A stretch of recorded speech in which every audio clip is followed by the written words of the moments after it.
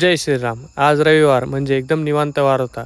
पण तुमच्या भाऊसाठी कोणताच वार निवांत नसतो. घरचे गावाला गेले होते, मग मोठ्या मॅडमची जबाबदारी आपल्याकडे होती आज. मॅडमला झाडाखालून सोडून घेतलं आणि म्हटलं पाणी पाजून बांधून देऊ मध्ये. मॅडमला सोडून तर घेतलं होतं, फक्त मला ओढून निघून जायला पाहिजे. बादली राहून गेली बाजूला, मॅडम डायरेक्ट नळाने पाणी पित होत्या. मॅडमचं झालं होतं, म्हटलं आता आपल्या छोट्या डॉनला पाणी पाजून देऊ. भाऊला सोडायचं कामच नाही. भाऊ एकदा सुटले का कोणालाच सापडत नाही. मग त्याला म्हटलं मी तुला पाणी पाजले ना, आता माझ्याकडे ये म्हटलं. तो बी म्हणत असेल एक दिवस पाणी पाजतो आणि काय उपकार दाखवतोय काय माहिती. जाऊ दे म्हटलं, तू काय येणार नाही, मीच जातो आता. मग काय काम आवरून निघालो होतो आपण दादूकडे. तरी म्हटलं लाईट का बर गेली. भाऊंची जोरात काम चालू आहे भर उन्हात. हा बुध कुठेच थांबला नाही, डायरेक्ट टॉपला जाऊन बसला. म्हटलं हा एक दिवस इथेच जायचंय आपल्याला, पण पोलवर नाही सगळ्यांच्या टॉपवर जायचं आपल्याला. दादू भर दिवसा गाईंना थंडावा देत होता. मला वाटलं मीच कामं करतोय, इकडे दादू पण काम करत होता नाही का.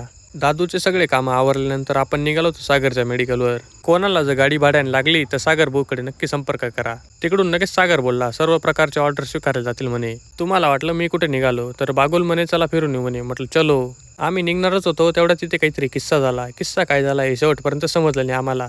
म्हटलं जाऊ द्या, थांबून काही मजा नाही. अजून एक गोष्ट दाखवतो तुम्हाला, असं कधीच बघितलं नसेल तुम्ही. ते ड्रायव्हरनी त्या ड्रायव्हर मधले टिश्यू बघा. कोणत्या गाडीत अशी फॅसिलिटी आहे सांगा बरं. गाडीच्या फॅसिलिटी बघत बघत आपण डायरेक्ट जोरन मध्ये पोहोचून गेलो. याचा नेमका कोणत्या प्रकारचा हिशोब चालू होता काही समजलं नाही. ते सगळं जाऊ द्या, जोरन मध्ये आता कंदी पेढे सुद्धा मिळतात म्हणे. जवळच आहे म्हटलं, आता पेढे घेण्यासाठी सटाणा जायची काही गरज नाही आता. नंतर आपण आलो होतो किकवारीला. किकवारी मधील हे मंदिर कशाचं आहे नक्की कमेंट करून सांगा. नंतर आपण अशा ठिकाणी पोहोचलो होतो जिथे सटाणावरून देखील ऍडमिशन होतात. पेपर साठी येणाऱ्यांना नक्की माहित असेल की हे गाव कोणतं आहे. भरपूर फिरून झालं, म्हटलं आता गाडीला इंधन टाकून घेऊ. बागोलला म्हटलं भरपूर फिरून झालं तुझं, आता टाकी फुल कर पटकन.